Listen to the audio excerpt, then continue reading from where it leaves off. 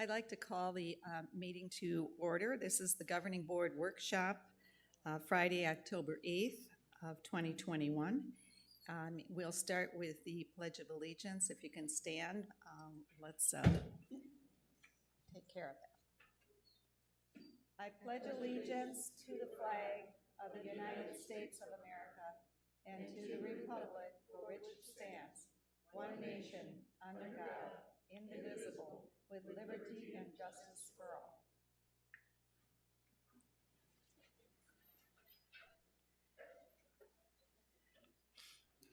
Okay, we do have a quorum. I believe that we have Jim Sloan on the phone. Is that correct, Jim?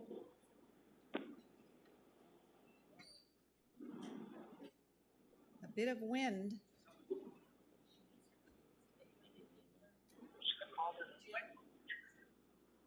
Jim, could you unmute your phone?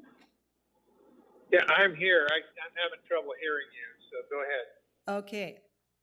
So we are all in attendance, all governing board members. The first item on the agenda is the approval of the September 10th minutes. Were there any corrections that or changes, errors, those kinds of things that we need to take care of? Not seeing any, then we will accept them as written. The first thing we have is a report on our CC&Rs, and James Riley will be taking care of that presentation.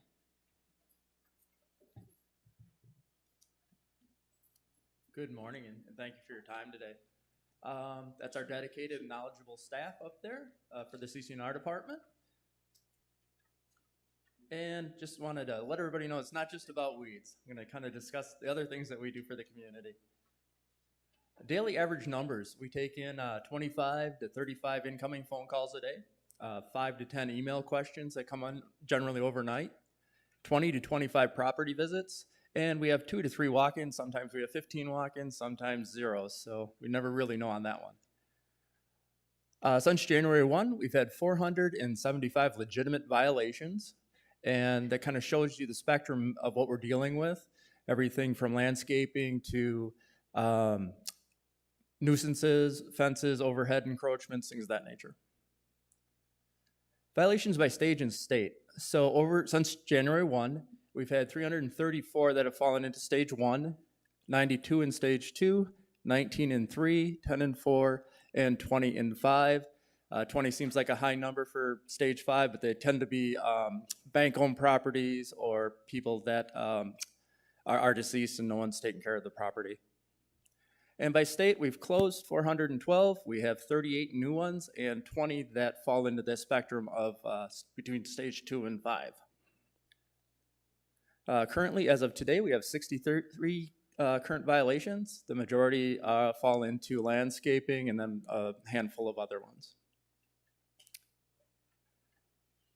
The reason I'm here today, though, that some important things and programs that we've just developed are communication with AHOA, our real estate outreach program, building permit review, posse relationship, and interagency assistance. Whoops. AHOA, great organization for the homeowner associations here in Sun City West. We do assist them, though, with age verification. We have a few more tools to figure those kind of things out. Building permits and people that are running businesses out of the home, and photo documentation when needed. We're out and about every day, so if they need documentation taken, we're happy to do that for them.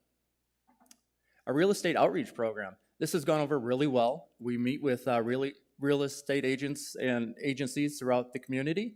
We review issues that have arisen in recent home sales. And it gives us a forum to stress the importance of the CC&Rs for both the real estate agent and the customer. Our building permit program. Here we go out to the Maricopa County building permit site. We do this daily, and we check to see if anybody's pulled building permits within our community.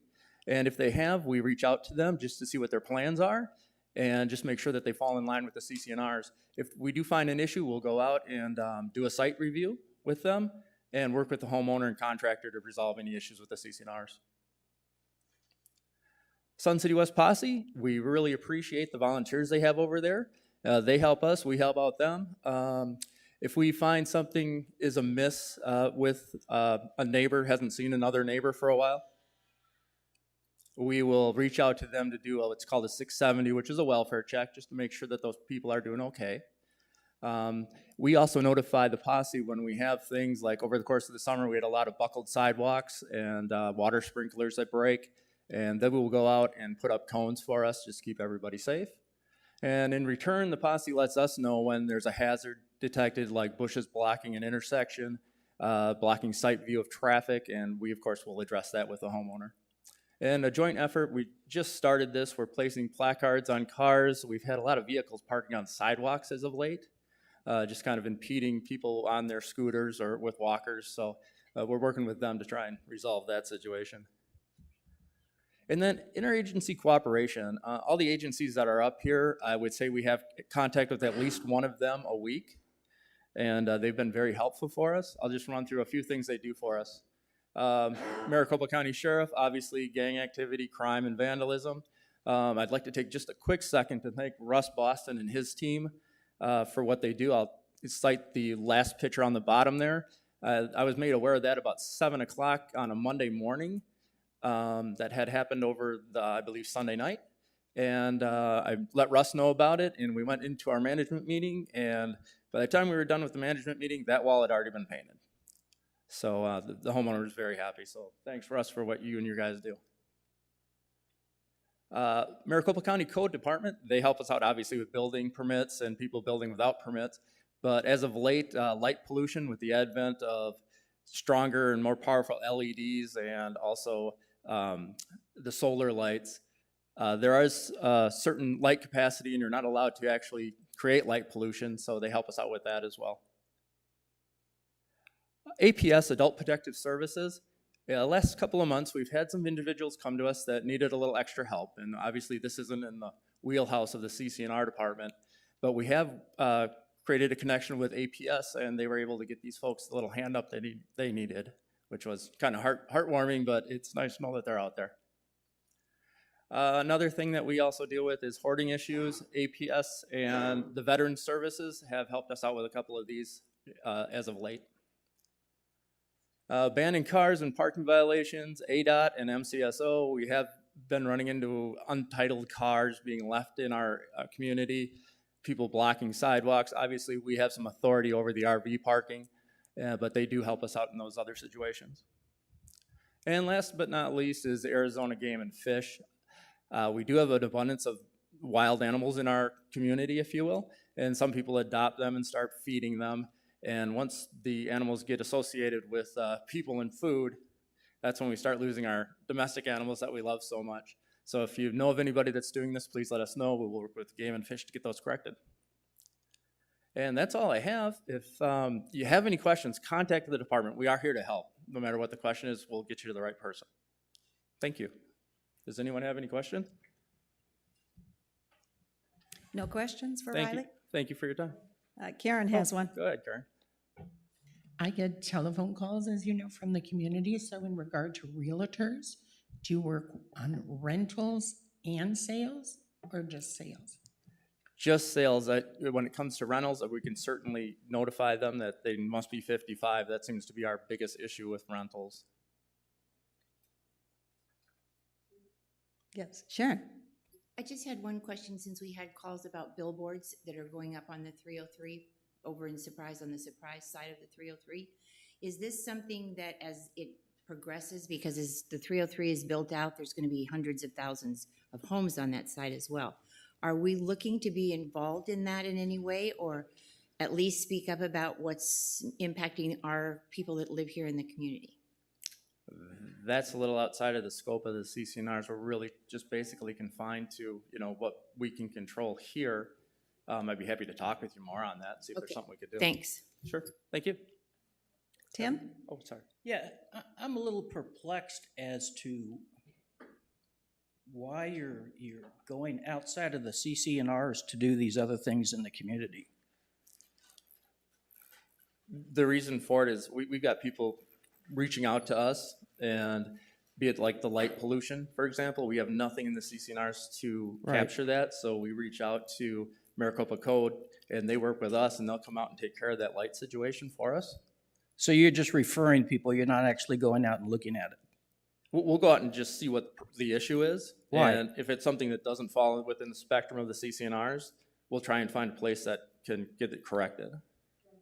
If light pollution isn't in the CC&Rs, why are you even concerned?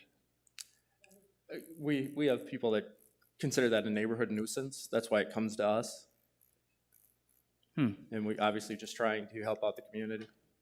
Kathy? Tim, anything that violates county, state, or any other law is considered violating the CC&Rs. It's in all the CC&Rs in the back, so therefore he has to look at those things. Anything that goes against county ordinances? County law is considered a violation of the CC&Rs. It's in all the declarations. Wow. Sounds like mission creep to me. They've been in since its inception. Nobody's kind of creepy.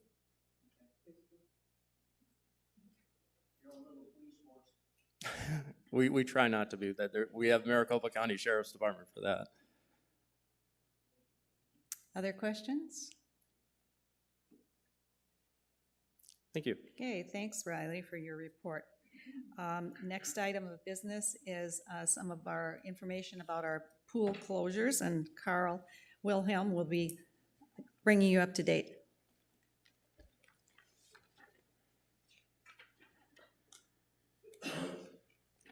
Good morning, everyone. Thank you. I was asked to give a pool closure announcement just to kind of catch everybody up to speed on what the project planning for the 21-22 fiscal year. Current pool closures, October through November of 21. We are currently in the R.H. Johnson Swim and Fitness Facility, the flooring project of Phase 1. The facility is fully closed until this Sunday, and we will reopen on Monday. Over the last 2 weeks, we have completed all the demo and haul-off. We have also completed pool deck repairs. We have replaced cracked cast iron plumbing in the walls in the shower areas that were noticed, so this was very fortunate to see. It's unfortunate that it had to be done, but this was a great opportunity to get a whole bunch of things done that were unexpected. And we will be reopening the lobby and the pool on Monday. Phase 1 will continue to progress with installation of tile behind plastic curtains beyond the monitor's booth towards the fitness room. So in those areas, we'll be doing the hallway tile first. And as soon as the hallways are completely tiled and grouted, we plan on opening the fitness room. And then beyond that, the locker rooms and restrooms will stay plasticed off, and the tile installers will be working in those areas to complete Phase 1. Upcoming pool closures, October 21. The Palm Ridge Swim and Fitness Facility outdoor pool leak repair will be scheduled. This is the only time that any of this schedule does an overlap. We truly try not to close more than one pool at any given time. But this is an emergency situation for water leakage, and Russ, his staff, facilities maintenance, Byron Jones, they will be doing a one-day saw cut, try to fix it in the same day. If not, we have set the closure date for 10/18 and 10/19. November through December of 21, we're back to R.H. Johnson Swim and Fitness Facility. You can expect a second full closure of 2 weeks. For the same reasons, we'll do a full tile demo of the outside pool area, restrooms, lockers, and shower areas. And at that same time, Todd Patty with Environmental Services crews will be removing the dead palm trees located at the pool deck edge and addressing the stumps and getting that dressed up for reopening after a 2-week closure. And then the same circumstances behind the doors of the men's and women's locker rooms. The tile installers will be working in those areas with very light traffic through the lobby, since there is really no other accesses to the pool. If it's anything that's heavy construction, we'll make any changes to delineating areas so that they can have a different foot traffic and not impede the use of the pool area. So overall, the R.H. Johnson pool closures will continue through the month of December until that Phase 1 and Phase 2 tile installs are completely done. There will always be restrooms available for one half of the facility at all times. May through June of 22 would be our next phase of closures. R.H. Johnson would be complete, and we'd be moving over to the Beardsley Swim and Fitness Facility.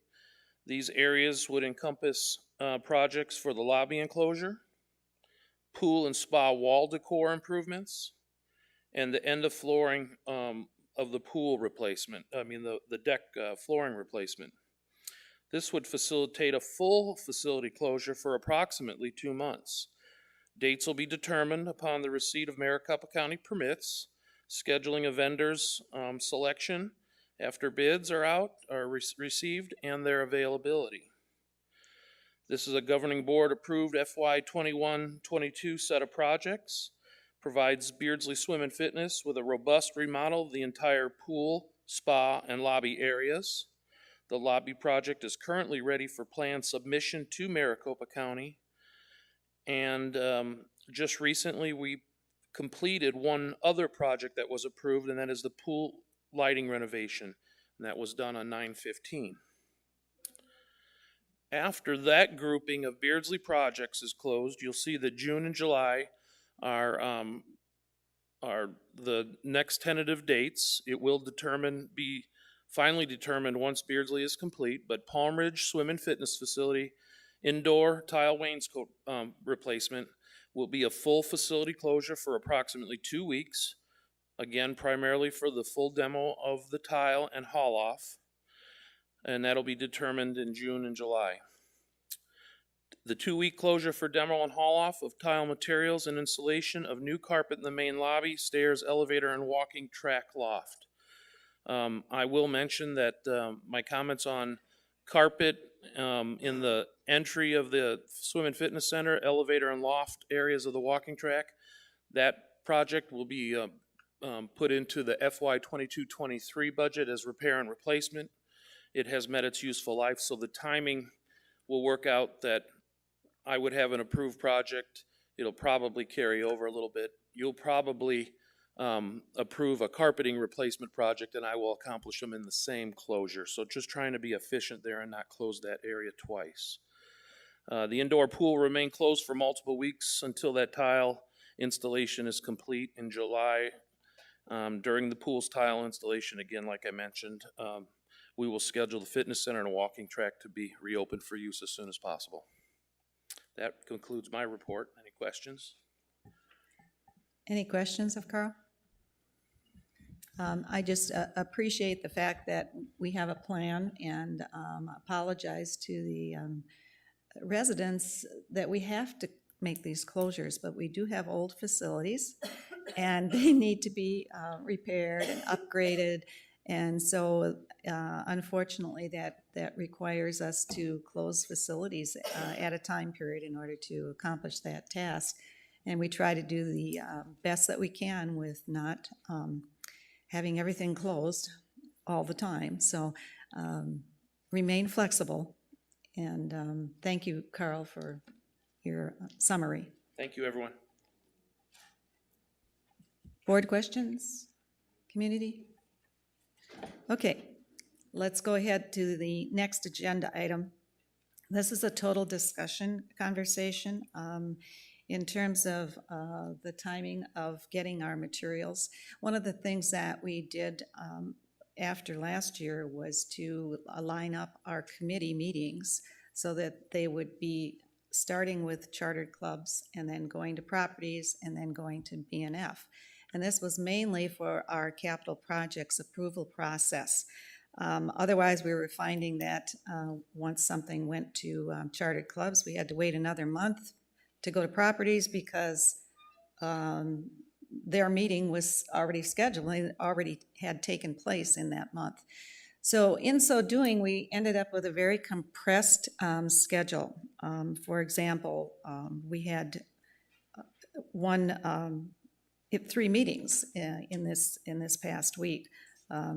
Tuesday, we had chartered clubs, then Wednesday, we had arts and design, and the next day, properties. And here we are, we've got one day, and now we're into our governing board workshop. So the immediacy and the paperwork that has to happen in that time period became a little bit difficult. And we do try to get out any information for meetings, 48 hours ahead of time. So the paperwork was coming pretty fast and furious this week. For the month of November and December, oops, we've lost Jim. Karen will get him back. For November and December, the way the calendar works, we have a little bit of time period now before our workshop from those meetings. And so then that means that there's only 1 week between the workshop and the regular governing board meeting. So we'll get a chance to see if that helps our situation or if it makes it more difficult. I don't know if you feel that there's a problem waiting 2 weeks, only 1 week between the workshop and the meeting, or maybe it's better only to have 1 week in between that. So I'd like to open up the discussion and see if you have any comments, suggestions. Or you just want to try it out next 2 months and let's see how it works. Tim? Yeah, I need a little clarification. Are you talking about moving the workshop closer to the general meeting or the other way around? Yes, the workshop, because of the calendar and the holidays the next 2 months, the workshop will be only 1 week away from the general meeting. Okay. So we'll have a chance to try that and see if we like that as a better option rather than having the compressed meetings. Ann? Well, I agree. I think we should try it for a couple of months and then revisit it, just see if this is going to work. I just want to make sure that we all have plenty of time to study and make sure our committees have plenty of time too. Right. Roberta? Well, my biggest problem is something went to chartered clubs and then it went to properties like the next day. Right, that's And the we problem didn't with it. have- And then we got extra material when we showed up at the meeting yesterday. So Yeah. it's like, we don't really have a chance to really review it and digest it. So. Right, that's one of what my we're biggest finding. complaints. The compression has caused that kind of a paper backup. Although we need to remember that because something goes first to chartered clubs, it's still going to go to properties, no matter what they decide, because you're going to look at a different piece of it. So, there is that, and then it'll come to B&F, and they'll be looking at a different point. They'll be looking at the money instead of looking at the property or the need versus want. So each of the committees is looking at something a little bit different with the project. And for example, if chartered clubs had squashed the idea and said, no, we're not going with this, that doesn't mean that it can't still go to properties. They may have them make their opinion. So that's kind of a piece of clarification as well. I just think the schedule's just way too compressed. Yes, It just I doesn't- agree. Yeah. It's like, oh, surprise, this is on your agenda. Right, Oh, Yep. okay. right. Nice to know when I So how would set we up the agenda how- a week before. Yeah, how would we fix that? Spread them out a little bit more, and if we had them, if we can live with having the workshop closer to the general meeting, our regular meeting, that would give us that time maybe to spread them. Well, why does the decision on a capital project, I realize we have to get in the budget and so forth. Right, we're not there yet. But why does it have to be done like the same week as charter clubs? Why can't it be done the next month? That's what I just sort of don't Yeah, understand. and that's an option too. That's an option too, because we have now started the club process coming in September already, or actually they started in July, that would allow us those extra months to be able to spread that out a bit. Carl?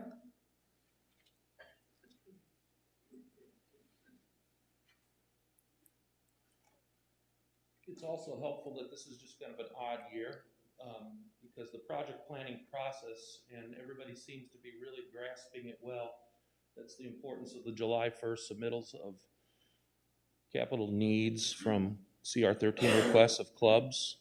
So that information technically in the next season would be in those committees' hands a little bit earlier. So this just happens to be an odd week and just for the rest of the season, there are no projected presentations that are known to date. So Okay. if we get over this hurdle, we are pretty clear. Oh, okay. Well, Okay? okay. All right, so I guess there's no action we need to take on this, but we'll just see how the next 2 months are going. Are you?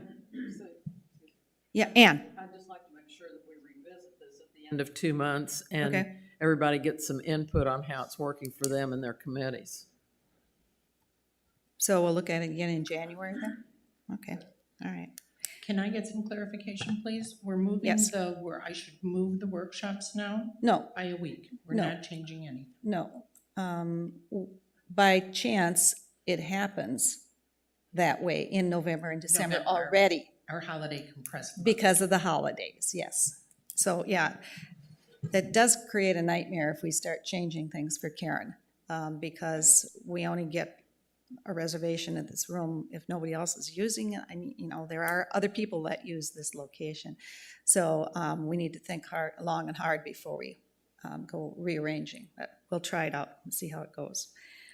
Okay, let's move ahead to the next item on the agenda, which is number 4.03, chartered clubs revisions. And I'll turn that over to Donna Maloney. Thank you, Madam President. The Charter Club Committee would like to move forward a recommendation regarding Charter Club general membership meetings. They would like to change the membership meetings to a minimum of 3, and for that to be during each calendar year. The new recommended change is there will be a minimum of 3 general membership meetings conducted during each calendar year. Previously, it said there will be a general membership meeting conducted during each quarter of the calendar year. And the discussion was it presented a problem being quarterly because snowbirds are gone. And then again, there are a number of very small clubs that really don't need to have 4 membership meetings a year. And putting it in as a minimum of 3, if they need 6, that's okay too. So that would be the recommendation that was moved forward from the Charter Club Committee. Okay, comments from directors? What are you feeling on this? Tim? Correct me if I'm wrong, but didn't at the last general meeting, we voted to accept the RR&Ps? Yes. We did. Yes, we And did. this seems like such an insignificant change. I don't see the reason why to revisit the whole thing all over again. Just this one item. Right, this Oh, is okay, it's ju- one item this week, and there's gonna be another Yes. item next week, And- another item next week. That might happen. Would you prefer that we hold off with all of these until we've got them ready? I mean, or you want to take them one by one? I mean, this is like torture by drops of water on your forehead. It's something that the committee deals with every month. It's a living document. And so every month, we bring to the committee the issue that's been brought forward to us for discussion. And this was brought forward from clubs saying, this is a problem. Can we have a change?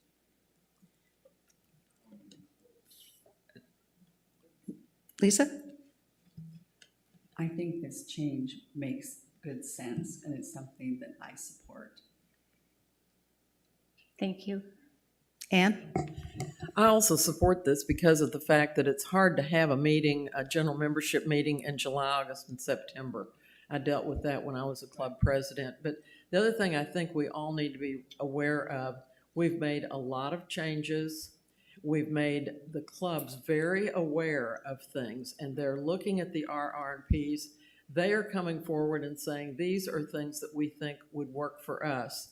And I think we need to be responsive to the committee, and when they bring things forward, we need to look at them. Thank you. Other comments?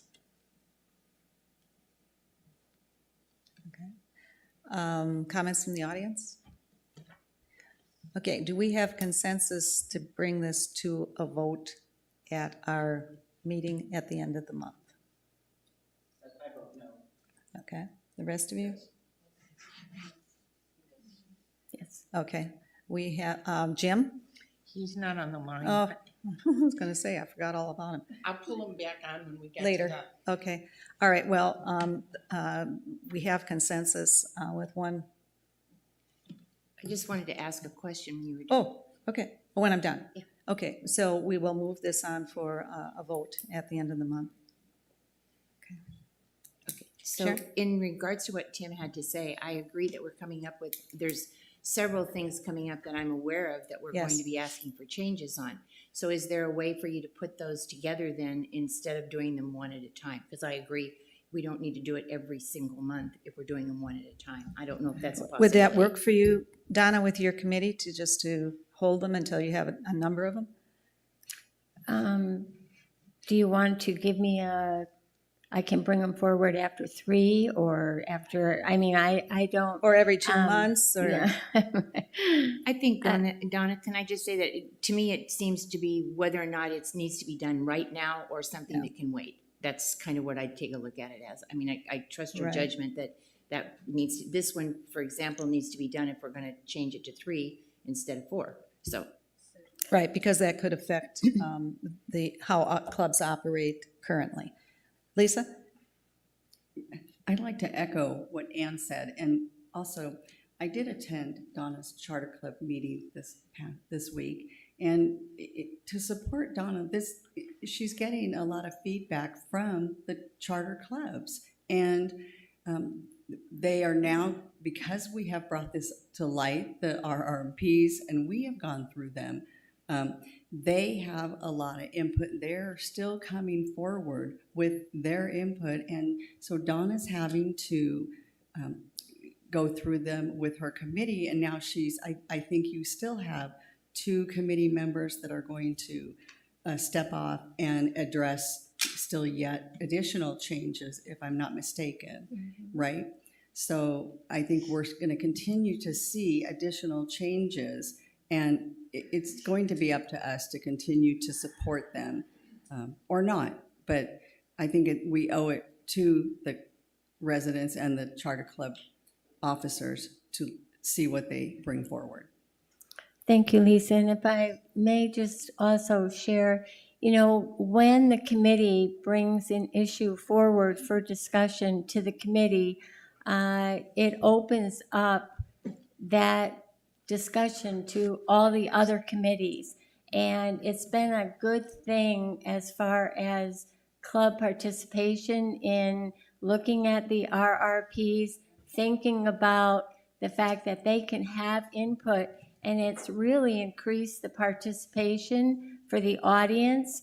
And it would be, I think, a detriment to say to clubs, well, we've discussed your issue, but I'm sorry, we can't bring it forward for another 2 months, or we've got to wait, and then they have to put it on their calendar and say, well, okay, it's not going to be discussed at the next meeting, but maybe 2 meetings down the road, and then it gets lost. I just personally think that if someone asks me to solve a problem or to have discussion, I need to address it and not say, well, I'm sorry, we won't make a decision on that for another 60 or 90 days. Madam Tim President, wants. Yes, Tim? the only question that I have well, it's not the only question, but one of the questions that I have is, if you change the RR&Ps every month, how are the clubs ever gonna know what's in effect? Because it is online and it will be updated as it happens immediately. And the association will notify them of the change and that they can reference that change on the website, which is really a wonderful thing. So what I'm hearing is, for example, in this issue, if we vote on approving this at the end of the month, then Casey would send out to club presidents the change in the number of required meetings. Correct, Casey? Correct. Okay. Just as an aside, Donna's committee is looking at a way to condense and clarify some of the things that are in the RR&Ps in terms of it. There's a lot of redundancy. There's a lot of awkward wordings, and they're working on a project that will try to clean that up and make it much easier for our clubs.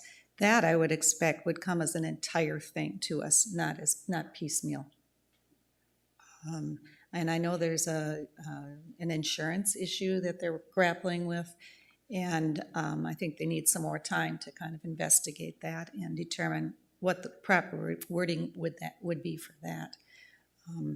So there's some things that are on the back burner, but this is something that I think has needed to be done for a long, long time with the RR&Ps, at least in my 12 years of existence here. So we might have to suffer through some of this, Tim.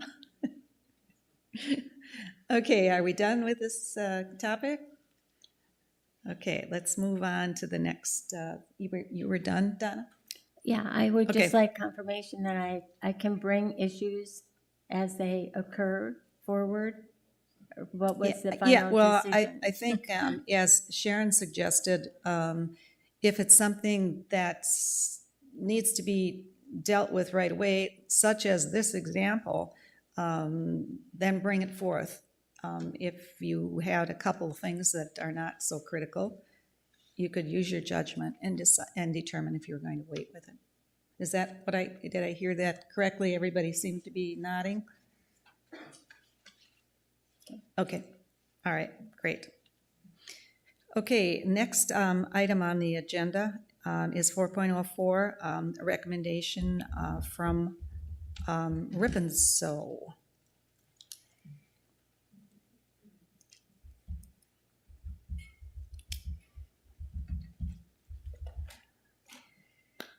Debbie Dorn, 137872, member of the Rip and Sew Club and next year's president-elect.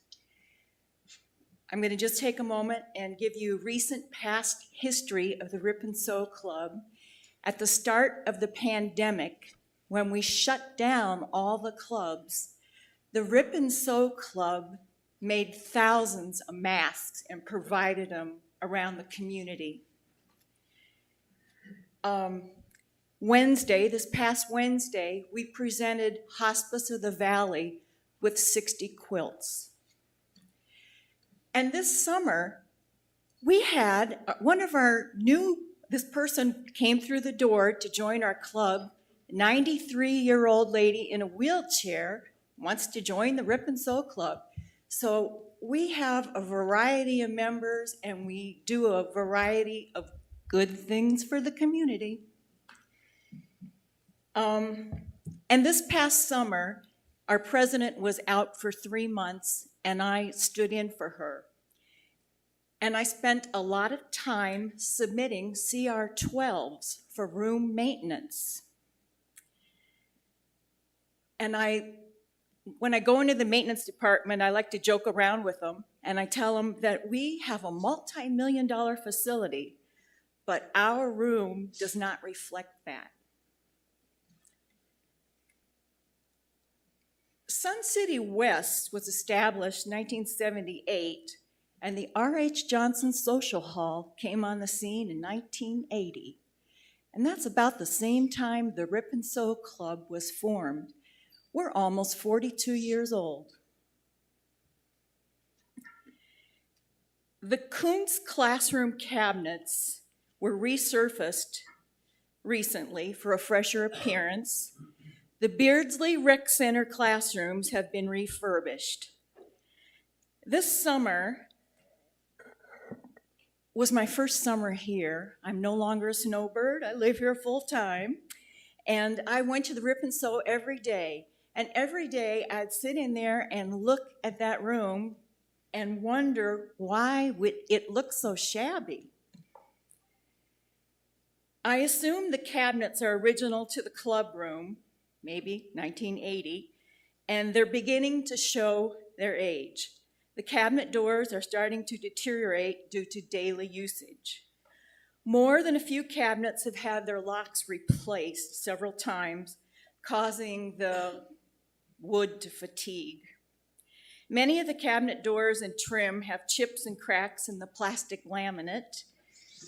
The dark walnut-colored cabinets are very outdated and give the room a dark basement-like appearance. I strongly believe the Rip and Sew Club is overdue for refurbishment. The legacy of those original members is what I enjoy today. The vision for the next generation of members is to have something nice for them to enjoy 20 or 40 years from now. We are part of a multi-million-dollar facility, and going forward, we would like our club room to reflect that multi-million-dollar look.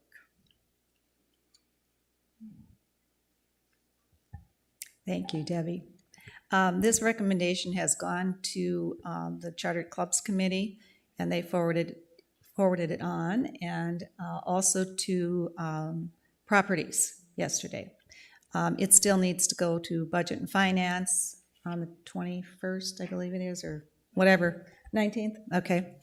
And even if we move this for a vote at the end of the month at our regular meeting, the vote that we would be taking would be to suggest that the general manager included in the budget, because that budget process starts December 1st, and we don't vote on this, on the entire budget, until May of next year. So our vote would not be to say for sure that this is going to happen. It would just indicate that it's something that we want to have the general manager put into the budget process. It doesn't raise to the level of a capital project because of the amount of money. But no, not correct. Okay, it doesn't raise to an individual item because it's not over 50,000. Okay, so Carl, do you want to talk about the financial part of this project?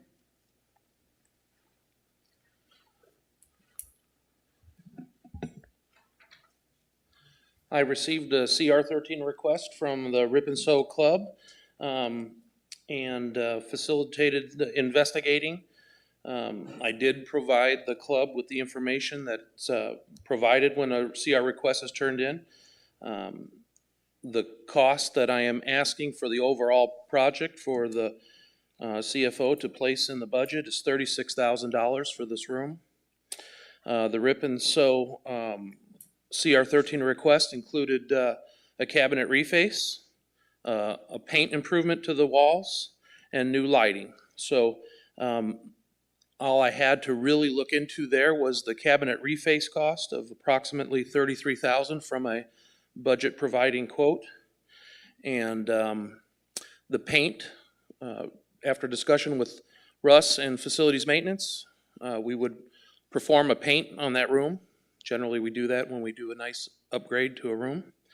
And the lighting request is automatic if the governing board approves the energy conservation line item for lighting improvements at R.H. Johnson. R.H. Johnson is the final rec center to get The lighting improvements for the energy conservation, we have completed them at Kuntz, Beardsley, and Palm Ridge to date. So my budget would include a $36,000 line item to cover all expenses. Thank you. Thank you, Carl. Directors, questions? Tim? Yes, if I could refer to the most recent RR&Ps that are out. This is on, He read them. I've got them right here. Item 9, repairs of facilities and/or facilities. May I interject here? What page are we referencing? I'd like 37. to, thank you. All right, down at the bottom, it says, if costs for requests exceed $5,000 on the CR13, remodeling requests over $5,000 will be submitted along with the CR13. Requests for interior remodeling of existing club facilities. If approved, clubs will bear the cost of the materials and labors. Is the club going to pay for this? No, we have no ability to make money. I think you better revise your R&Ps then. It could be a good point, Tim. Jeez. I guess the So I question, guess I'll bring that up at the next meeting. I look forward to seeing it at our next workshop.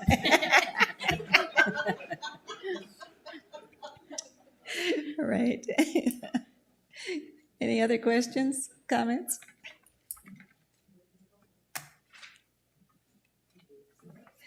Sharon? Just as a comment, I was a member of the RIP&SO for about 8.5 years and I agree completely about what it looks like to work in there. And they do an amazing amount of work in the communities. So I'm 100%. Other comments? May I comment? Just for Mr. Director Hurley over there? So, sir, would you then approve to move forward the recommended change of, if approved, clubs may changing the word will to may bear the cost of materials and labor, and thereby I would not have to present it at the next meeting. We could end this right now, right now. I think it needs to be redlined for approval and submitted to everybody. So you would like me to redline will and replace it with may, redline to be presented? Well, I think you ought to present it to your committee too. Okay. Well, okay, we'll refer that back to chartered clubs. Thank you. Okay. Carl? I would just also like to add that over the last 3 years, the carpeting has been replaced in that room to bring it up to nice, modern colorization, and the countertops were done last year. So truly, the cabinets are the last dated thing in the room. Okay. Questions from anybody else? Comments? Okay, so do we want to move this to a vote, assuming that it first needs to go to BNF, which would happen before our meeting? Or do you want to hold off with this until the November meeting to bring it, the recommendation to a vote with the restrictions that I previously discussed?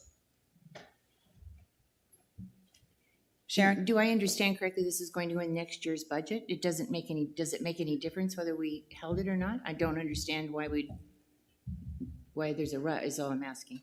Isn't this going in, we're asking this to go in the budget for next year, correct? We're not starting this tomorrow. Correct. Okay. That would be the process, and of course, that doesn't mean it's going to actually happen because things happen with the budget process. So we have our final approval at the end of the year. Okay. In May. Thank you. So do you want to talk about it, do you want to take a vote on what we're recommending that the general manager include at our October meeting, or do you want to, is there a reason you want to wait? I would Ann. like to move it forward. Oh, Sorry. Donna would like to move it forward, but Ann? I assume that this will be submitted to BNF on the Correct. 19th. I have not seen it. Who's submitting it as an agenda item? Are you, Carl? No, the club, The club will submit it as an agenda item to BNF. right. And that will occur 2 days before the workshop. Right. So depending Or on, the regular I mean, the meeting. regular meeting. Correct. Sorry, thank you. So we would Um, have the input from BNF prior to us You would doing a have vote. that. I don't think we should address anything for the whole workshop, I mean, the whole board, if it has not gone to all of the Right. committees. Well, it will have by that Yes. time. I Are agree. you comfortable with that, or do you think it should wait? Well, I'll be comfortable with it only because we're not giving it final approval. It will go in Right. and then be part of the budget. Right, okay. Yes. Okay, other procedural questions? This is coming about because we have changed the timeline. And so we're discussing these items much, much earlier than we normally would have done, which is what we wanted to do, so it wasn't all, backed up. So we're kind of in a territory of new procedures and new timing and new experiences here. Lisa? Thank you, President Fitzsimons. I'm a little confused now because I'd like to kind of piggyback onto Director Hurley's question regarding the RR&Ps on page 37. So if Donna's going to correct the wording on page 37 in item 3, is it? Right, I'm not going to be presenting that until after it goes to the Charter Club Committee. Right, but first. that's what I'm wondering, if we should just table this and bring it forward at the next workshop, because you can do that at your charter club meeting, and then your charter club meeting is before our next workshop, and you can bring that to the next workshop and we can approve it, and then everybody will be happy. I believe it can all be done at the same workshop, if I'm not mistaken, and we can move it forward then, if I'm not mistaken. That's an option, yes. Right? So where do we stand? Well, don't the RR&Ps also say that capital recommendations from the clubs have to be in by December 1st? Isn't that the actually, deadline for it? We've changed that to July. And the process, Carl maybe wants to review this, but basically they get to Carl and then he's able to get an estimate so that we know the amount of money that we're talking about before the club decides to continue with the process. But Carl, enlighten us. So I encourage everybody to read last year's approved addendum, get familiarized with it, please. And respectfully, it's CR 13 requests are July 1st for clubs. We realize that this is not a perfect world. Some folks need a little more assistance and they might get a CR 13 in shortly after, or even all the way up to our September conversations of committees starting back up. But this has allowed us to do the work in advance so that we can bring you the right information or provide the club the right information, so that the project planning process says in September, we should give our club presidents the answers to these requests and cost, and their board meetings can make the decision to move forward. And then the process is simply anything that is on the radar. You have September, October, and November to present to all three committees. After those presentations and recommendations are made to the governing board, you have any one of those months as a board to understand what is being implemented into the general manager's budget, and that budget has to be in the general manager's hands by December 1st. Then you have the whole rest of your budget season to discuss the true orientation of that budget and all those capital line items. So I hope that helps a little. Right, that's a change that's that we've tried to implement. Donna? Yes, just for Mr. Hurley's, I would like to say that on page 38A of the RR&Ps, it says charter clubs capital project requests should be submitted by July 1 and for final review by the October Charter Club Committee meeting for consideration in the following year budget. So we're doing a good job. Okay. It doesn't say anything in there about when we need to do our vote, as long as it's before December 1st. So we go back to the original question. Would you prefer that we wait to finalize this at the end of November instead of the end of October? Or where are you standing with that issue? Lisa? November? Yes, I And- think we give Donna the opportunity to make the changes, Okay. and then we have the opportunity And to where are you support 'em. standing with that? Let's go with November. Yeah. Roberta? Wait a minute. You're fine with the October or November? Either one, you're saying? Either one's, okay. Tim? November. Okay. Sharon? November. November. Okay, great. All right. So I have consensus to Donna. I forgot to ask Donna. Okay, we'll put that on the agenda for November. And this might apply to then our next presentation as well. Let's go on to 4.05, and this is from the Clay Club. Margie is going to tell us about that project, and the recommendations came from charter clubs and properties again, and it will go to BNF at the end of the month. Thank you very much. Margie Cantrell, rec card number 122309. A big thanks to all of you for your service to our members and the residents of this community. And in this instance, possibly jumping through some hoops for consideration on a plan. I am the president of the Sun City West Clay Club, here to announce our membership just selected an all-new, larger, improved design for a replacement monitor station and approved up to 100% of the estimated cost of $20,000 from club funds to pay for this project. Now we respectfully request your support for this desired monitor station for our club. Let me take a moment to introduce you to the committee who developed this plan and put it together. Debbie Wentz, Lee Phillips, Marianne Coates, and Barb Sloan. And I want to publicly thank them for their commitment to our club and specifically to this project. Clay Club membership over the last 5 years has averaged 365 members annually. Currently, we have 340 members and 70 residents on our waiting list to be trained and added to our membership. And we're working hard to help make this happen quickly. To date this year, we have executed 14 new member beginning hand building classes and tested in potential members for a total of already 68 brand new members, thanks to the efforts of our education department. Our current hours of operation are Monday, Wednesday, Friday, and Saturday, 8 to 4, and 8 to 8 Tuesdays and Thursdays. Beginning next Wednesday, we go to 8 to 8 on Wednesday as well, as we anticipate the return of many of our winter residents, thereby offering more choices when they can enjoy our facilities. The last time our facility was updated was 2014, when the Dick Lee Studio was completed as an education room, which also allows for a lot of individual member use when it is not in a training session. It's a nice expanded area for our club.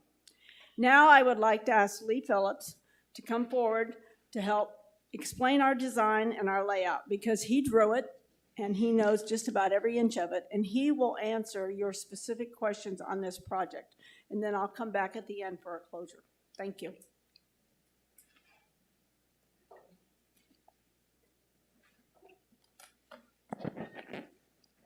Well, thank you, Margie, and Chair, members. My name is Lee Phillips. My rec card number is 128478. The proposal that you're going to see in a minute here was based on several concerns that the club had. The first of these was trying to find a new location to store our clay that was closer and more accessible to our monitors. Currently has been stored in a rear room of the club, so it was quite a distance for a monitor to go to handle the clay and keep track of it. The second concern was to enlarge the monitor station itself, because the current one just doesn't really meet our needs. And I think when you see the pictures that we have here, you'll understand why.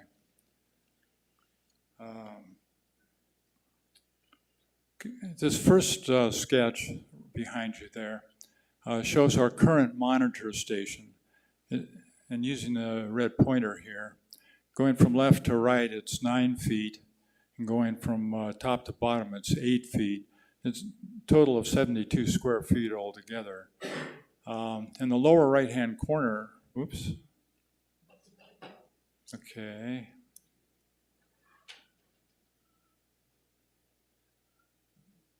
There we are.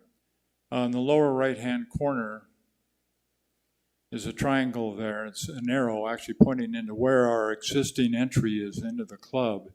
And as you can see, you come into the club, but the monitor station itself is on the other, not in that same room. It's in the other, it's behind the wall in another room. So people coming in don't see the monitor. The monitor has problems seeing people coming in and keeping track of them. And that's one of the things our proposal changes. Let's see. I'll show you 2 pictures now if I can make this work. Maybe I should ask for the next picture as we did earlier in the week. There we are. Here's a picture of the front of our current monitor station. There's actually a monitor there. You can just barely see the person, but it shows how small and confined that space is.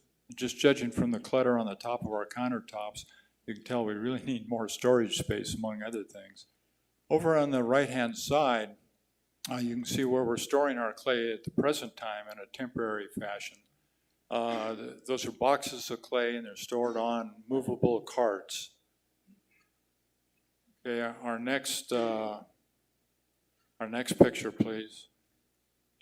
Okay, that shows the end of the monitor station, and a little better picture of our clay storage over on the right-hand side. Next picture, please. Okay, this is a sketch of our proposal. Now what's happening here is that we're moving the clay into the monitor station so that the monitor can keep track of it and do any working with the clay that they need to do without having to leave the monitor station itself.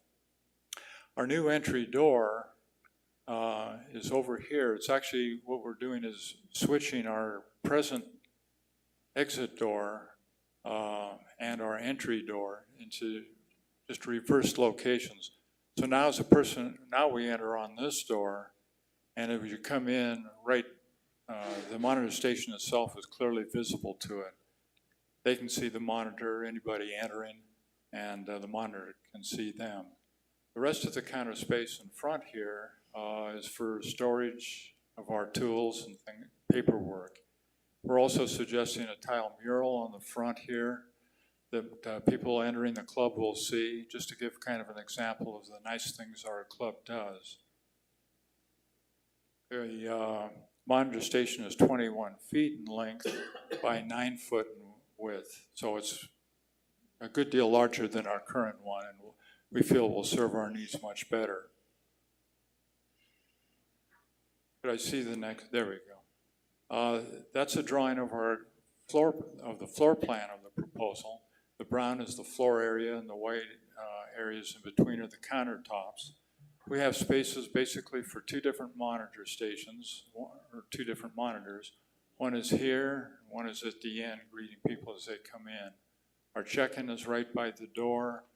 And we're showing a flip top, but there's been a number of comments about that as we've gone through the process. So that's something we're going to refine working with Carl. Let's see, is there anything else? No, let's go to the next picture, please. Thank you.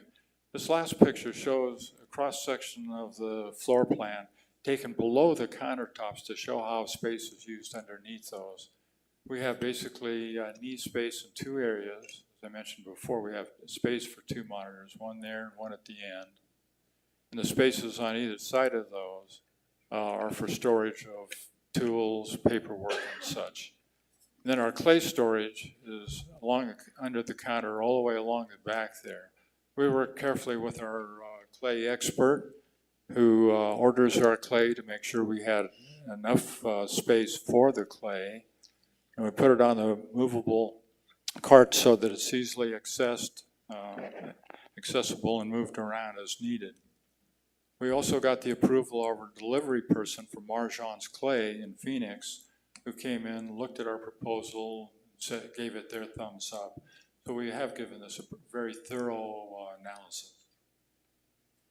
In summary, I'd say that this proposal allows for 2 workstations, tool storage, it upgrades the electrical, permits expanded monitor training space, and it follows the rec center recommendations for ADA approval.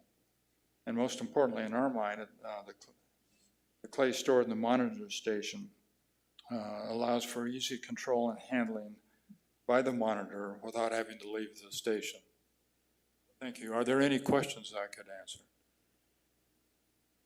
Okay, thank you very much. And Margie is going to give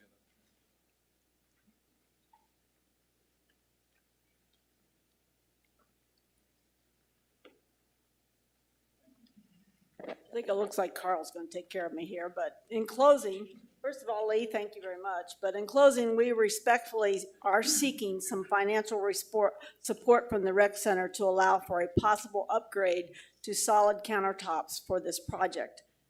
It's my understanding in the past, often there were upgrades or enhancements that were beneficial for all parties for such projects. Thank you for your time and allowing the Clay Club to be here today.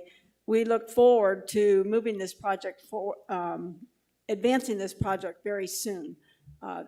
So I think Carl's going to give us the details on the money. Thank you.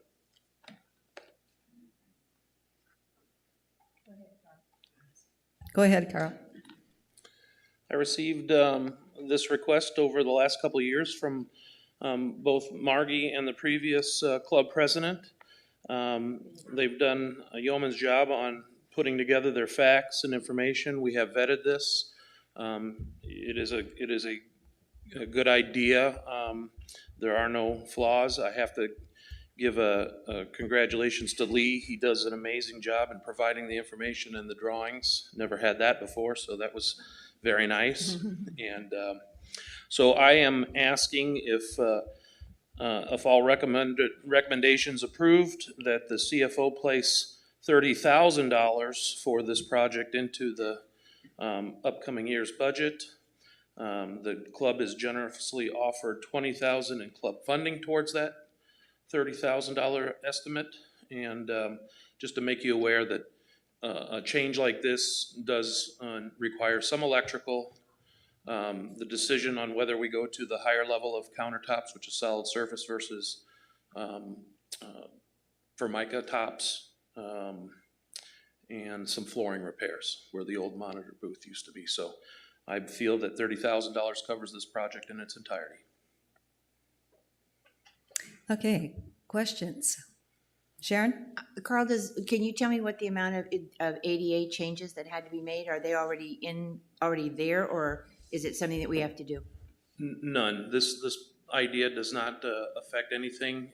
The switching of the current entrances from just reversing the plan, that is not an issue. The design that was brought to me has been vetted. It is fully ADA accessible, so. Thank you. Ann? Is $30,000 the total, or is that the net after the club provides $20,000? I anticipate that the rec centers would incur an additional $10,000 of expenditures or under after the club's provided the $20,000 in funding. But we do account for 100% of all funds of the project, so $30,000 is what I expect the whole entire project to cost, and then we get refunded. Well, I don't like seeing the entire amount put in there, which takes $20,000 in the budget away from other things that could happen when we will be reimbursed. It seems like, I don't want to use the term padding, but we're putting more into the budget than is required, which could take away from other items. If we're basing this on the fact that the club has the money, they are going to provide it, it seems like the net amount is what should go in the budget. Is that a CFO question?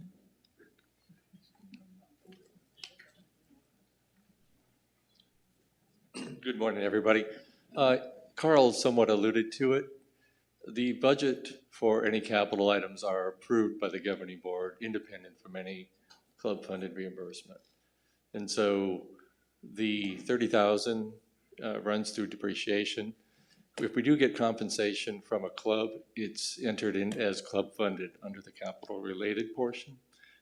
And so you are always just asked to approve the project. That's the only role you carry on that component. And then the club-funded is up for debate, and we're exploring, the discussion with the IRS and the CPA for clarification on that component. So I just am saying you are asked to approve the 30,000. Okay, but you're getting more information. Yeah, we have some questions about club funded, and we want to make sure that those compensations that they come to the association, it seems clear to us, and we don't anticipate any problems, but we don't want to accept those reimbursements and then have it be a problem. Okay, so more information later. Okay. Other comments? Questions? Tim?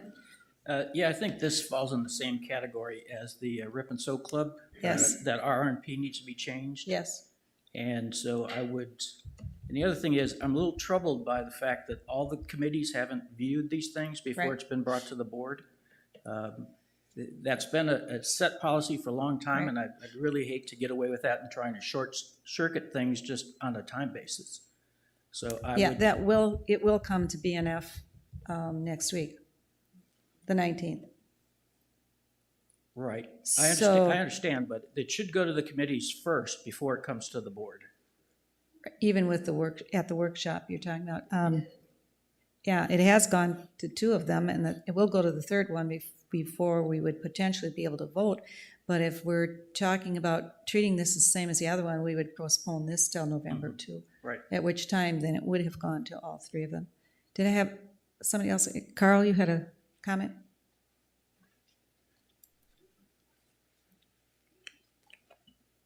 Tim makes a very good point. Russ and I just had a little sidebar chat that in the future, we should just go through our presentation process to the three committees and then in aggregate, come to the governing board before the December 1st deadline.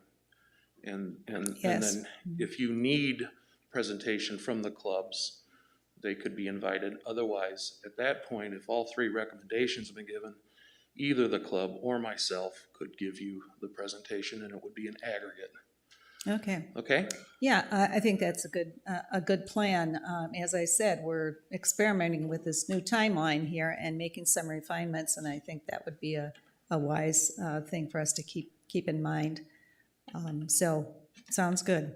Okay, so our other questions? Sharon? I just agree with Ann's comment in regards to putting it in for $30,000. I'm sorry, but why are we I don't understand exactly why you're saying we don't have an option as putting it in as what it actually costs us. If we're taking money back, why are we putting in more than we need? I don't understand why we don't have an option on that. According to Pete, I don't have a choice, so I'm not sure I understand. Is there someone that can clarify? Bill? Thank you, if I may. When we approve capital projects, these are all projects conducted by the rec centers of Sun City West. So when we contract with a contractor to provide that service, we are contracting with them, not expecting them to receive a check from an outside agency. And so it's basically a reimbursement scenario. But when it comes to building, $900,000 worth of pickleball courts, typically over time, the way things used to happen where a club would donate or contribute money toward those, it was over a long period of time. And so the construction had to happen in a particular year as a package. And so the association pays that outright.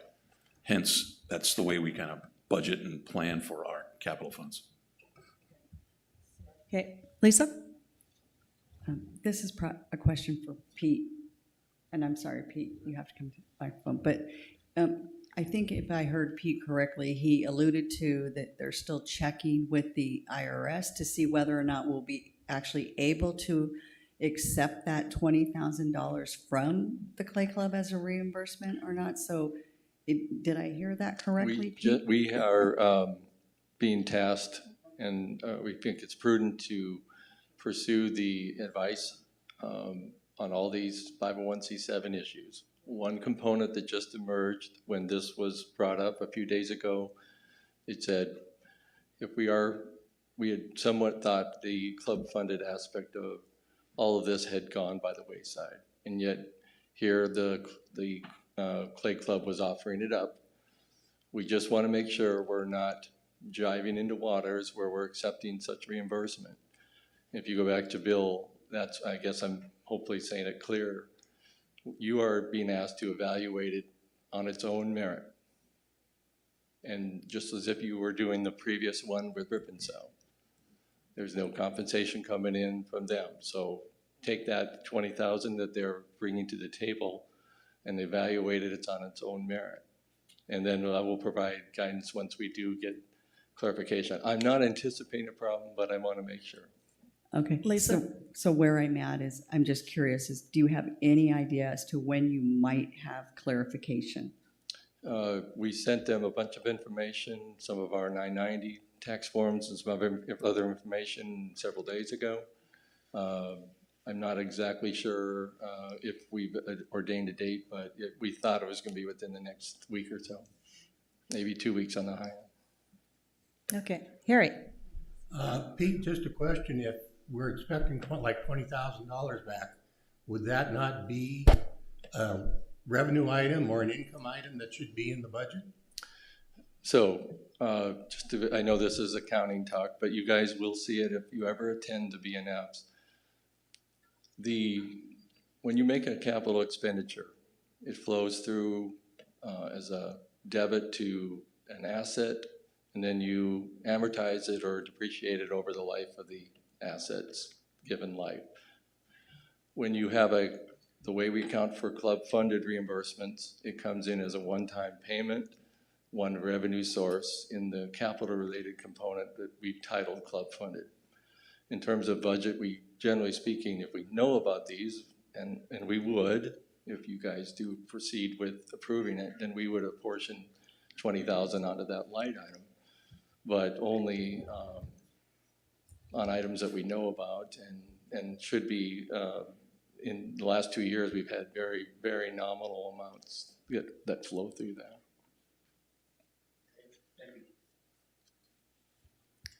Yes, go ahead, Bill. I just want to comment that, this is a bit of a moving target. Back to Mr. Hurley's comment about, are we going to see these RR&P changes, popping up kind of habitually? And unfortunately, with the task at hand, dealing with taking some policies that we have that were created in 2011 to the RR&Ps that were in place and all the derailment that has happened since that time to where we are today, it has taken a little bit of work as trying to make sense of all of this and trying to get everything linked back together. So there are some issues. I think Pete's touched on a few of them. I mean, how clubs, chartered clubs, I should say, that have active bank accounts over the years that have collected some funding due to the sale of various things that some of the craft clubs have made, they've got, some of them have appreciative banks. Softball, pickleball, tennis, those types of things have some residual money in their club accounts. We're not really concerning ourselves with that from our perspective, but want to make sure that everything is fine from the kind of the tax side for the independent clubs. So there's a lot of work to be done.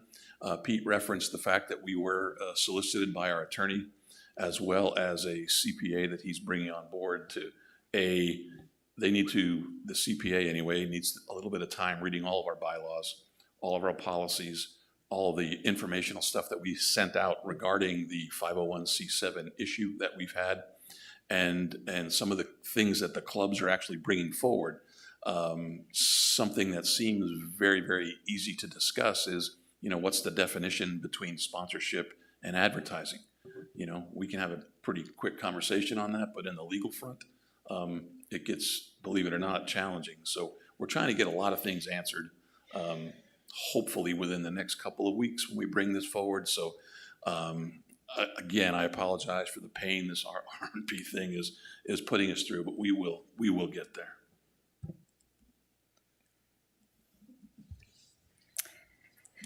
Okay, other questions? All right, so we are in consensus to move this till November? November, yes. I'm seeing the nods. Okay, all right, we'll put that Can I on get a the- clarification soon? November's workshop or November's No. regular meeting? Regular meeting for a vote. No? Oh, no, wait, wait, because we have to change, it has to be the workshop. Yeah, because we have to look at the change recommended from chartered clubs. Sorry about that. Okay, next item on the agenda, 4.06, the cell tower, Russ Boston.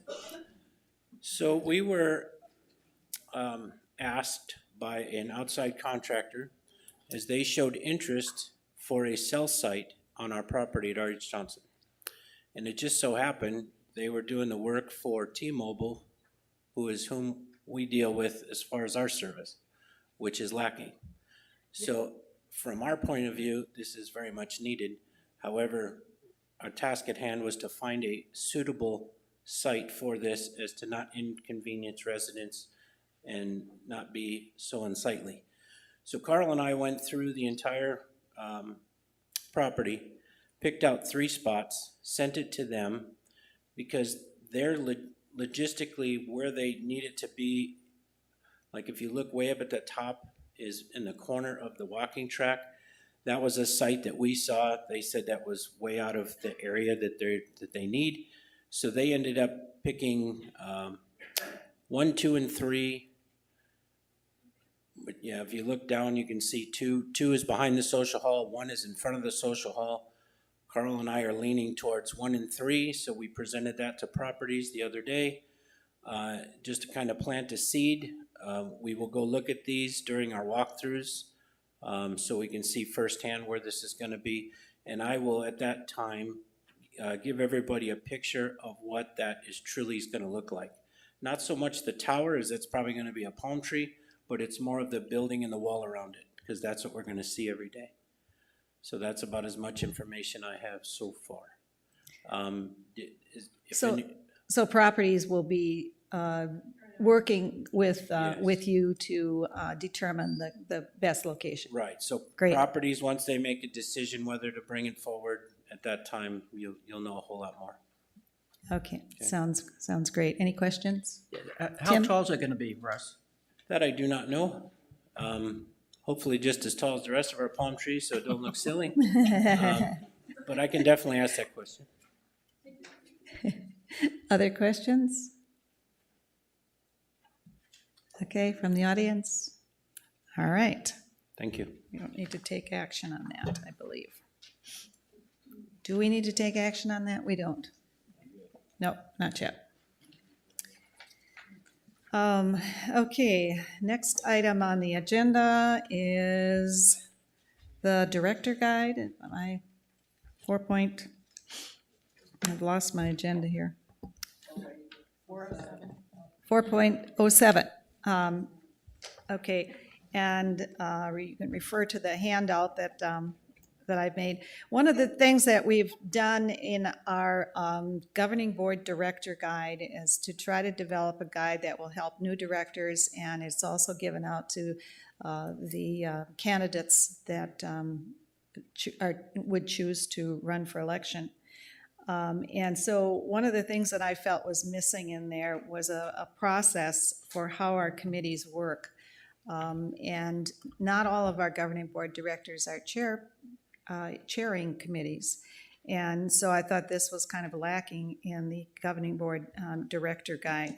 So I just want to kind of review this with you, and I'd like your feedback as to whether this helps with some clarity or not, or what changes we should make. And it's a step process so that we all understand it. So the first thing that happened is a committee chair is advised of an issue by multiple sources. The next thing that happens is that committee chair discusses the issue with a staff advisor or the presenter of the issue. and then determines whether or not they're going to put that on their agenda and when they're going to put that on the agenda for their discussion with their committee. Best practice, this is a little bit into procedure. The draft agenda goes to Karen 1 week prior, and then when it's finalized and attachments are put on, that needs to be done within 48 hours. Okay, so then the next step, assuming that that is put on the agenda, the committee chair presents the issue at the meeting. And after discussion and input from all the sources, then by consensus, they determine that this should go on to the workshop agenda. And best practices are to review those packets that Karen sends out to us before our meetings, so that they're aware of the issues before you come to the meeting and have a chance to understand some of the background. And it's fortunate now that we now have the ability to be able to listen to a committee meeting. So if you can't get the information from the paperwork that's sent out, we do have that option available to us, that you can do it from home or you can attend the meeting in person if you choose to do so. This next step is that the committee chair presents these recommendations for discussion at our workshop. And then by consensus, recommendations either are deemed to be dead, not considering any more further action, or else they're determined to needing a formal vote and then moved ahead to the regular board meeting. Or maybe it needs to go back to the committee or back to a staff person for further information before we act on it. Then the last step is at the regular meeting, the committee chair makes a motion and brings it to a vote. The committee chair then begins a discussion about the item. And if there are additional things that have come forth since the workshop, the person may present those things at the time before we take the vote. And then the motion, the issue is either adopted or it's not, and it dies at that point. So are we good with this document being included in the director guide as kind of a summary of the process that we should go through? Donna? I would just like to share as a recent, not really recent, but having been on the governing board for the last 2.5 years, this would have been very helpful for me as a newly elected governing board director. So I very much appreciate this document. Thank you. Okay, any other comments? We're okay? Do I see consensus to put this in? Oh, Roberta, suggestion? All right, now I'm confused. Okay, so it's not clear. So, my meeting was yesterday. Yes. Okay. Tuesday, I get a call. We're adding these items to your agenda. So you're saying in here, I could have said, no, wait till the following month? Yeah, you could have. Okay, because I never thought I had the option. One of the details that needs to happen is here, we need to, when we have something, we need to get that information to you much earlier. For example, when we knew about the two presentations that needed really to go out to all three of those committees, that were going to review the item, and then you would have known several weeks earlier. So we either have to fix that or the issue that you're talking about. And that goes back to our whole discussion about how compressed our schedule is. So I think if we can fix the notification of a presentation and have that go out immediately to the three chairs that are affected by it, that would have solved your issue. You Well, understand? also the handouts, because Yes. this one with the monitor station remodel and summary with money and so forth, we didn't get that till the day of the meeting. Right. It was not part of the earlier documents that were posted online. Right, so we need to fix that little snafu because that's not giving you enough advance notice. And that, do you see a spot in here that we should add that comment? Maybe under number 2, that when the decision is made, other affected committees should be notified? Okay, so we can add that in here. And all documentation provided to those committees. Okay. Yeah, it's sort of, my committee's sort of looking at me like, well, Where we did this didn't have come this from? in advance, Okay. so. Okay. All right, I'll make that change under number 2. Probably under best practices. Yes. Good point. Okay. Ann?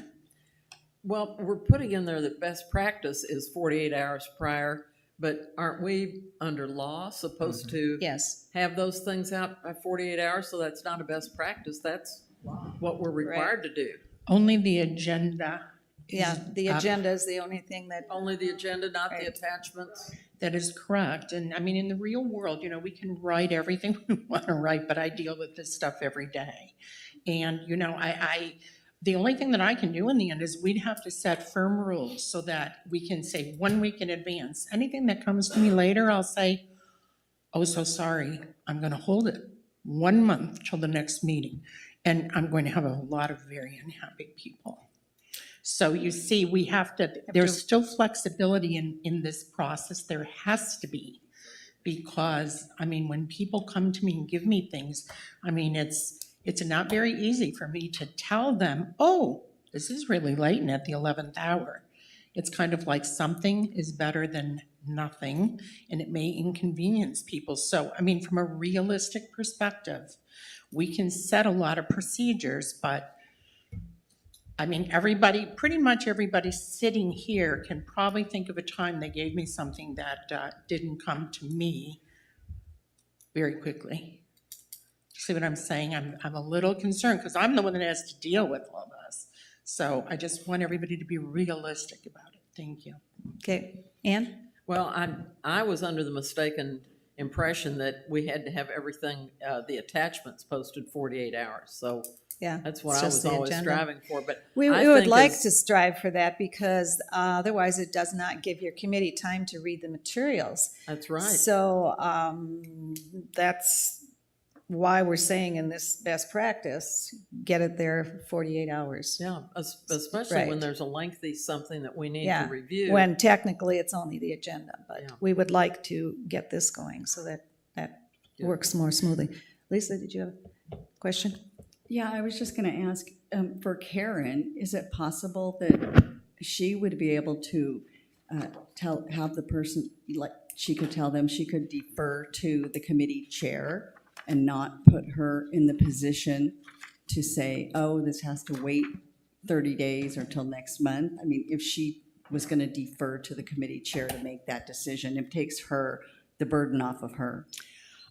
By rights, everything should be vetted by the committee chair. Right. However, again, it doesn't always work that way. For example, a committee chair will agree with somebody, but then that person goes off and does the work and then gets it to me whenever. So they already have approval. This is about the timeline now as to when I can accept things from people in order to make it prudent for others to review them. Or easy, I should say, for others to review them. Okay, are we good with me reworking, Sharon? Well, a comment to timelines, unless it's urgent, unless something's safety-wise or we have to have it done right away, I don't understand why we can't wait till the next meeting, till it goes to all three in a proper time form so that we can all read it and all understand what's going on, instead of being given, for example, 58 pages to read the night before the meeting. And that doesn't work. because Right, you don't have a right. chance We to wanna do fix that. So you should have a timeline set so that, and follow the timeline and see if it works. If it doesn't work, then we have to go back and change it, but try it out. Okay, That's my opinion. okay. No comment, no. A comment. Tim? I have a comment, and maybe the parliamentarian can confirm or deny this, but the agenda belongs to the chair Yes, of the committee. correct. People should not be adding anything on that agenda that the chair does not want. That's right, Same thing like you're in charge of the agenda for us. right. So I just want to make that clear that as the chairman of a committee, that's your agenda. Yeah, the agenda cannot ever have anything added 48 hours before. I'm requested a lot to add things, and I don't. However, attachments, this is where the rub comes.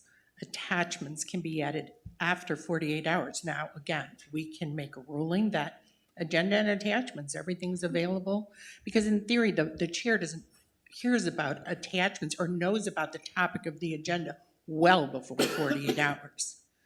Because I typically have everything typed, hopefully definitely within 48 hours and posted. I mean, I don't break that rule. It's the attachment side of it that we have issues with, so. Okay, we'll do a little bit more work on that, and then add that on based on your requests here. Okay, next item is the master plan process, and do we? Okay, let's stand at ease, which means 5 minutes just sitting at your seat. Don't leave.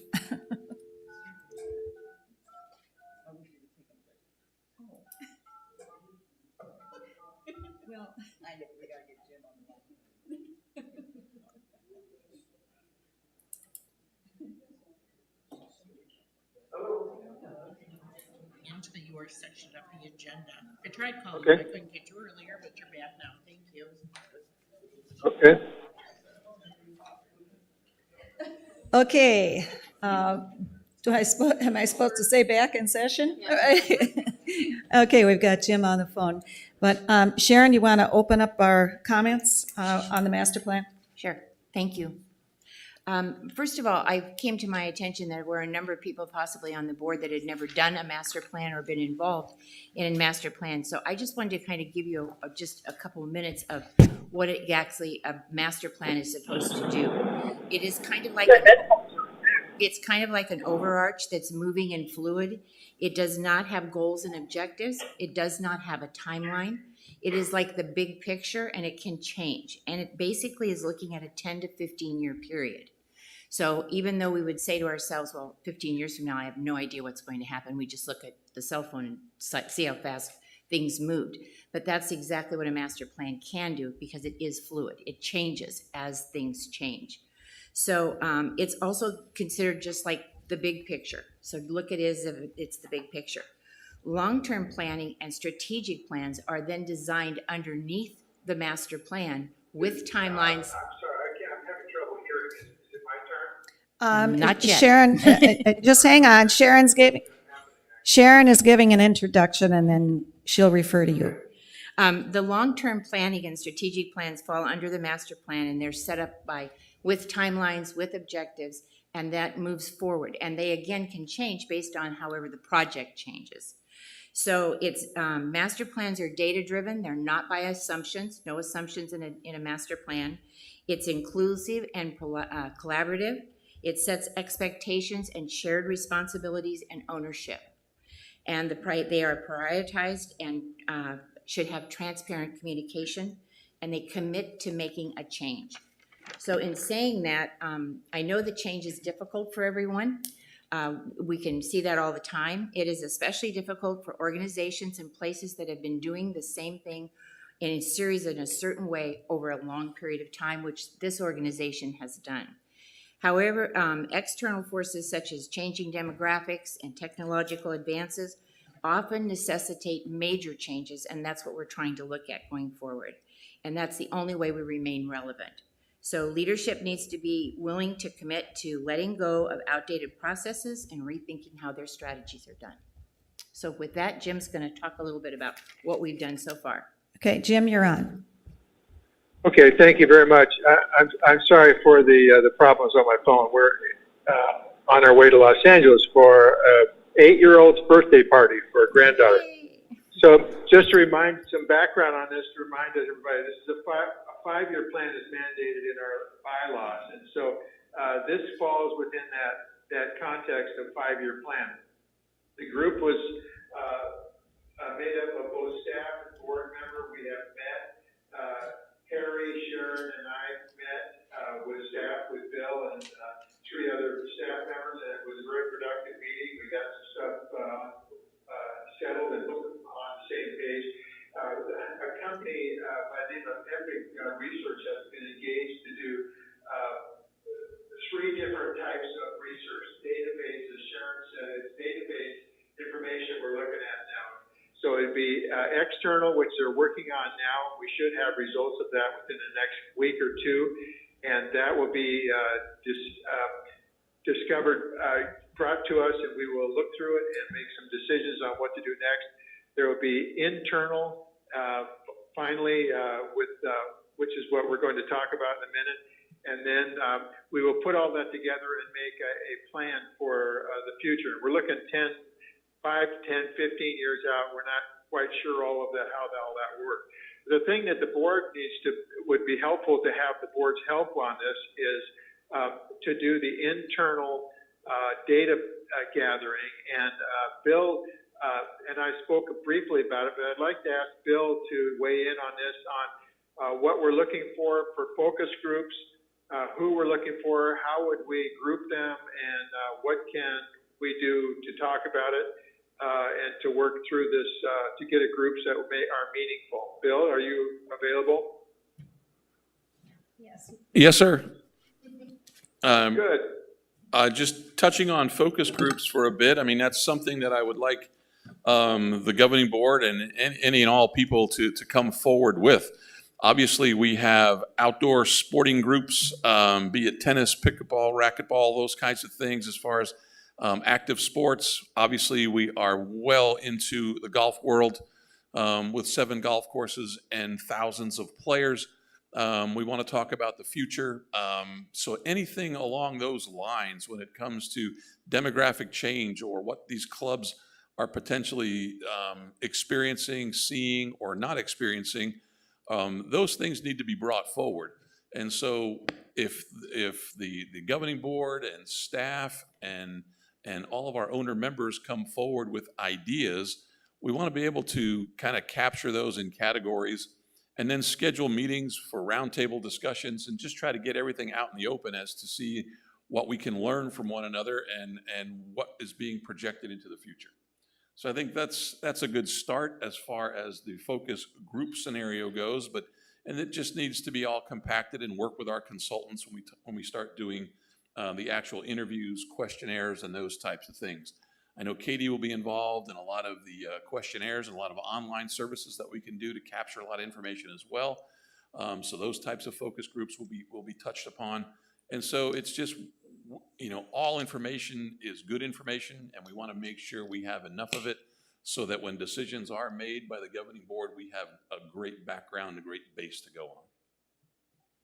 Sounds good. So if you have comments on that or suggestions, I'd be happy to be the recipient of those, and I'll bring them to the group so we can put those groups together and start the internal data gathering.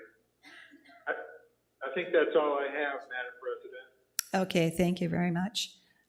So that's bringing you up to date on our master plan process, and filter your suggestions then to Jim. Okay, just a quick comment on the visual picture behind us. It's just a little bit of a time frame. Again, it's fluid, it's moving, but we hope to be able to capture a lot of the external and internal data within the next couple of months. And hopefully, by and large, when our citizens kind of return in mass, we have an opportunity to get everyone involved with this, which was one of the reasons we kind of kicked this off during the what we call the busy season, I suppose, just to get maybe some more involvement. But we're looking at a 6-month window to maybe capture this and move forward. Okay, thank you. One more thing, Sharon? Yeah, just as one of the things that did come up, I gave you, I left out your workstation for the board. This is not a, these two, the ones that I handed to Bill earlier. This is just for you to take a look at seeing, this particular one that has the drawing on it is one of a site that had to redo, had been built for a long time, and so they had to come in. It wasn't like starting brand new with nothing on the ground. So this was one that had to do a master plan. It has nothing to do with a rec center or anything else. It's just showing you how a master plan worked. So it just kind of gave you some background information and steps that looked at. And one of the other things that was majorly done was the financial integration of projects and how things change. So I know that Pete's on the committee, so it's very helpful to make sure that that's in there. That's one of the other things we're looking at. Okay, thank you. Roberta? I guess, and also for everybody else, if we could, like Sharon said, that it's the master plan and then all these other things are underneath it. Like, I keep hearing 5-year plan, I keep hearing 10-year plan. It'd be nice if we define in what concept those are. Okay, clarification. That group that's working on that can deal with that. Any other questions? Well, that was my question. Once we Ann? do a master plan, what's next? So that's what I want to know is where it goes after that. So I've done range planning and strategic planning, but never the master plan. So I kind of want to see how that all fits Yeah, together. there are lots of terminology. It needs to start from the top and then drill down to actual actions. Okay, all right, we'll keep you updated. All right, let's go on to director comments. I'll start. I'd like to encourage community members to consider applying for positions as a director, and we have the election process starting November 1st. You can pick up packets from Karen. And another announcement about our committee meetings. Our committee meetings have been just audio and then whatever you see on the screen. Starting in November, they will be using the camera so that you can transfer from a group shot, but the camera will be stationary. So you'll just be looking at the full group of your committee members, not focusing in. And you can alternate between that and what's on the screen. So that'll be a change in case you need to warn your committee members not to come in costume or yes. Okay, other comments, board comments? Roberta? Nothing? Okay. Ann? Nope. Lisa? Nothing, thank you. Donna? Yeah, I would just like, speaking for myself, I have tried very hard to be a team player following the procedures and guidelines, and I try to appreciate constructive criticism. But I just wanted to say thank you for the support in moving us forward in the tax status situation we've found ourselves in since February. I believe we are very close to final resolution on this issue, and I hope that we continue to work together as a team, assuring our membership community continues to be the best. Thank you. Thank you very much. Harry? No comments. Sharon? Yes, I'll get this to Katie. Katie sat on a committee with the rec centers we're involved in regards to transit and transportation in the West Valley. They have put out the Proposition 400 that's going to be on the ballot in 2022 if it passes through the legislature and getting approval. And so they're asking specifically for resident comments and comments in general about what needs to be done in the West Valley since we have no connective transit out here at this time. So there's a website to go online. They're accepting comments through October 13th. It's not a lot of time still there, but you can still write in and make the comments that you want. Thank you. Tim? Yeah, I just have one comment, and this is for the general manager. If you would reference bylaws, Article 7, general manager, specifically section 7.3.1.6, I would appreciate it. Thank you, sir. Okay, any comments from our general manager? I just have one I'd like to make, and I would just like to thank the powers in the sky and those that took care of our extra $275,000 we invested in grass seed and didn't wash it away with torrential rain. So I want to just hats off to all of our golf maintenance staff and our environmental maintenance team for doing all the overseeding work that is currently in progress and has been germinating. And our golf courses are coming back to life for the winter season and look beautiful. Okay, comments from anybody else in the audience? Yes, come over to the microphone and identify yourself and your rec card number.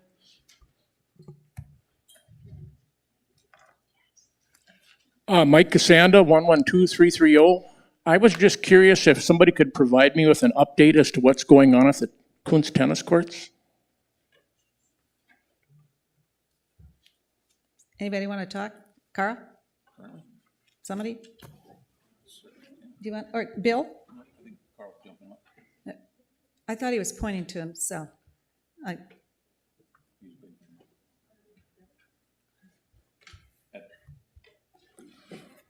At this point, let me just give a brief comment on that. We've been working, as you know, with the tennis club as well as the pickleball club on various playing options. The pickleball group had come to us prior to the, what shall I say, the incidents that we've been having now with 501c7 and independent fundraising that clubs were doing. And again, they were very involved in wanting to do an expansion over at Palm Ridge or another location to add more pickleball courts to the tune of about $1.5 million to $2 million. And so again, raising money and helping to offset some of that cost was part of their game plan. But that, again, back to that derailment scenario, and now we're dealing with code compliance when it comes to the IRS and how social clubs operate. So that kind of went away. So in trying to get a grip on what these social clubs are actually trying to do and wanting to do, we have to play within the rules. But there's a need there. There's a need for tennis, there's a need for pickleball, and there are 6 tennis courts currently over at the Kuntz Recreation Center, 3 of which have issue with their court surfacing, which have been locked up due to lack of funding as far as us getting in there and able to repair those. Those are in future plans. I can't determine, again, it's a governing board approval process, but I know Mr. Finelli has that in our upcoming budget as far as potential funding to get those repaired. We did invest with the governing board approval recently on getting the walkway repaired down into those courts, and we got 3 of the courts resurfaced to a point of playability at a very modest fee. But again, those tennis courts are there and they're monitored every day. The number of participants at those tennis courts is dismal. So if you want to go by, when we talk about master planning and those types of things, we look at data. And the numbers that are being generated out there are very, very light. And so we have another group of hard surface court players, pickleball players, that have a facility both at R.H. Johnson and at Palm Ridge. And those courts are used heavily. There are downtimes, definitely in the afternoon and the like. But if the pickleball group, puts together tournaments, if the tennis group puts together tournaments, they have courts in which to play. And so the concept that we have taken over the last 2.5 years since I've been here, dealing with club rooms and that type of thing, I think the code word could be multi-use. We have to right-size things. We need not buy multi-million-dollar churches or go out and try to find land that we have to maintain down the future to kind of handle some of our needs. Again, right-sizing is the way to go. Understanding the needs of the clubs and trying to put clubs in the right size room helps. It frees up available space for clubs that maybe don't have space now or maybe misused. To use the social hall for 6 people to dance is a little bit wrong. When you got 10,000 square feet for 6 people is a little wrong. And so let's find the correct home for some of these folks. But again, when we talk about multi-use, that's a key concept. And for a $3,000 expense, we are in the process of putting some gold paint lines that represent pickleball on top of a tennis court. This is not the only community in this country that's done that. It's a multi-use facility, hard court surface. Tennis nets remain 24 hours a day on that facility. You can play tennis anytime you want to.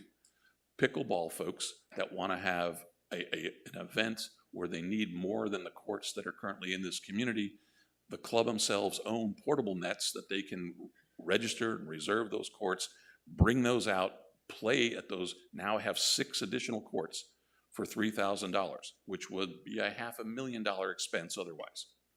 And so for a $3,000 expense to use a multi-purpose asphalt surface, we thought was a good addition to the program at a very modest cost, handling a lot of the needs of our owner members, right sizing. Thank you, Bill. You were saying something about the numbers were dismal. Well, you've had those courts closed for almost 2 years for various reasons. So the reason the numbers are dismal, we've had people actually quit playing tennis because Kuntz has been closed for 2 years. So that has a lot to do with the numbers. The numbers on that facility are going to be 700, 800, 900 people at the most for our group.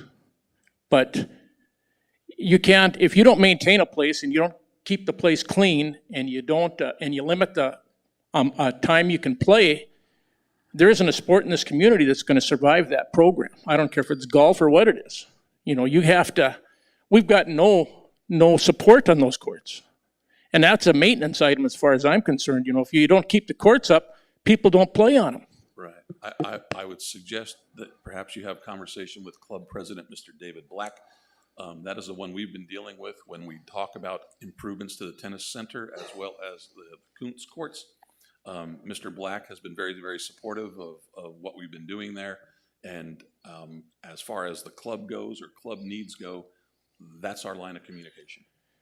The other question I had was, normally don't, when they change functions on facilities, don't they usually go through the properties committee, or that's the way it's been done in the past? Has that been done?